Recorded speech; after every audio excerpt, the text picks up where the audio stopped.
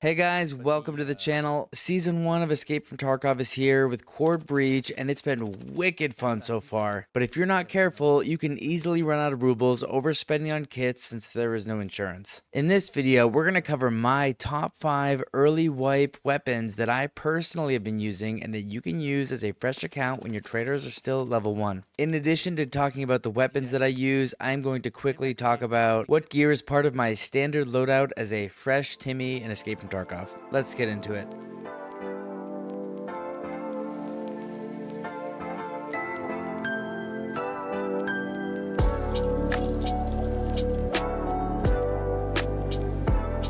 Alright, first things first, my rules when creating an early wipe kit are simple. The kit needs to be cheap enough that I don't mind ditching any piece of it to upgrade for gear that I find on other players or scavs. The kit needs to be able to carry any important or rare piece of loot that I may stumble upon in the raid, such as a car battery, drill, or motor. And lastly, the kit needs to be able to help me eliminate teams of 2 to 3 players in firefights, because so many people are running in squads lately. So first, let's cover what I put inside my secure container every single raid. This is important and it doesn't really change regardless of the weapon that I'm using or the map that I'm playing. Now, some of you may be wondering why I don't just put a grizzly inside my secure container, and the reason is actually simple. Throughout the raid, I'm going to be finding either multiple bits of loot that I cannot afford to leave behind, such as keys, rare hideout items, or quest items. And if I have a grizzly in my pouch, it's probably going to come out at some point to make room for those rare keys, and losing that is way more of a loss than a stupid little bandage or a piece of cheese. That's my reasoning though, guys, but if you want to, you can just throw a grizzly in there to bypass all these different meds that I have to bring. But I do promise you that there's going to be a moment sooner or later where you're going to have to decide between that grizzly in your secure container or a juicy piece of loot or keys that you're going to find. So without a grizzly, you're going to need enough meds to handle any situation that you get yourself into. Take some painkillers so that you can maneuver and ADS well during fights, even if you get a blacked out leg or arm. Another advantage I don't see a lot of people talk about of using painkillers during a fight is that it will prevent your PMC from just moaning and screaming whenever he takes damage. Once your PMC starts crying from pain, your position is being broadcast to everybody else in your vicinity. Next, you're going to need to bring something to fix broken limbs. If you don't have an ALU splint with 3 charges, just bring a regular splint. You're going to need to bring something to stop those heavy bleeds. If you don't have a calic with 3 charges, just bring 1 or 2 S marks. Now you're probably wondering why I have the bandage in there when I have an IFAK to stop bleeds. Well, every time you use your IFAK to stop a light bleed, it's going to eat 30 points, and a heavy bleed will eat 210 points of that IFAK.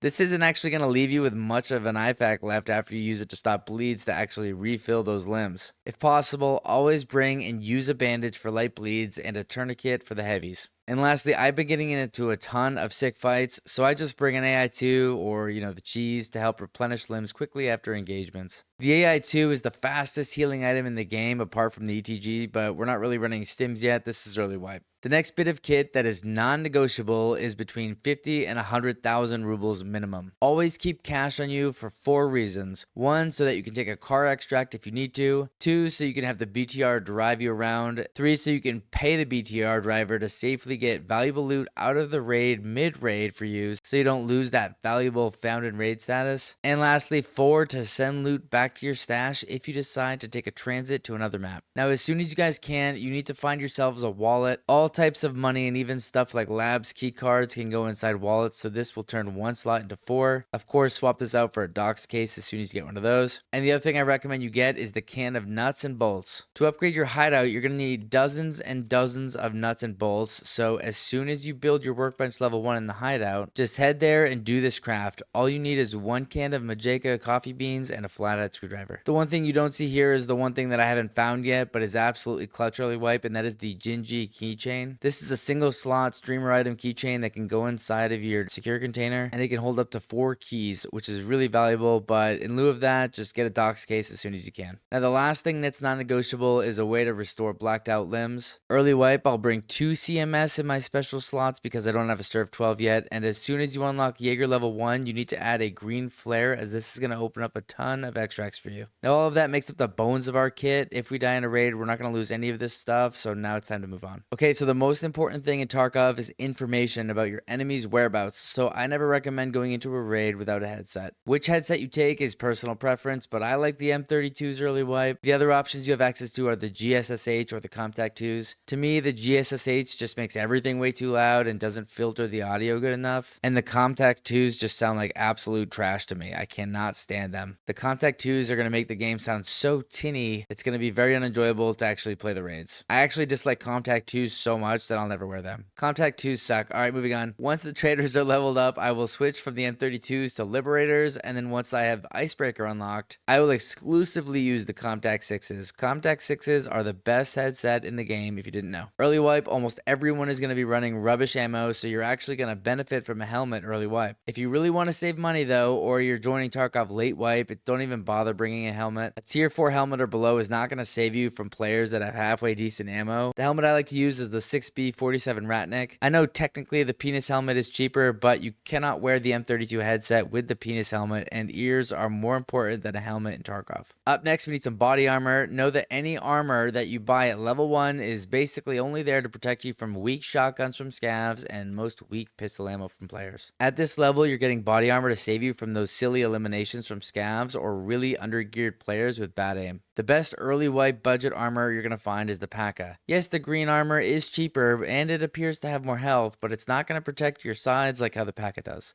Again, regardless of these armors that you choose, they're all terrible and you're going to want to ditch them as soon as possible. It is common for scavs to spawn with tier 4 armor, so just take out some scavs and ditch your P.A.K.A. and rig for whatever they're wearing. Speaking of rig, it needs to be either the Wartech 109 or the Bank Robber. If you're incredibly down bad with no money whatsoever, just bring the Bank Robber, but if you can swing it, grab the Wartech TV 109. My reasoning for this is that it has a 2x2 slot in there so you can slide motors and drills. And remember, our kit needs to be budget but also practical. It needs to be usable in the raids. Now at level 1, the game doesn't give you many options for backpacks. The best one that you can use at level 1 is going to be the Transformer bag. I know the sling is technically cheaper, but remember guys, the backpack needs to be practical and able to actually carry some decent loot, so a 3x3 is not bad. Just grab the tea bag and then swap it for the scav backpack, as more often than not scavs are going to have larger bags than you early wipe. Now to get into the guns. Before we talk about them, my PvP playstyle is to throw as many bullets as possible downrange towards the literal face of my enemy. I like to point and click at the problem until the problem is gone. So the weapons I tend to use and that tend to solve most PvP problems for me are fully automatic weapons. If you guys like using pistols, shotguns, or bolt actions, that's totally fine. Just go ahead and bring one of those. But those don't fit my personal playstyle, so I don't recommend them. To me, nothing's going to beat a fully automatic weapon in Tarkov, so let's get into my favorite early wipe weapons. You'll see later that occasionally I will bring a DMR to mix things up, but that's not the norm. Now, regardless of the weapon I bring, guys, I actually have 2 universal rules for magazines and ammo that I pretty much never deviate from and that will be applicable to every single build. If I am bringing a fully automatic weapon, I will bring 3 magazines, 1 in the gun, 2 in my rig, and if I'm bringing a DMR, I will bring 2 magazines, 1 in the gun, 1 in my rig. Regardless of whether I bring an automatic or semi-automatic weapon, I will also bring a stack of ammo, like a half stack of ammo to repack mags mid-raid. You always want your magazines to be topped up. You don't want to get into an engagement with a squad of PMCs and have a bunch of empty mags.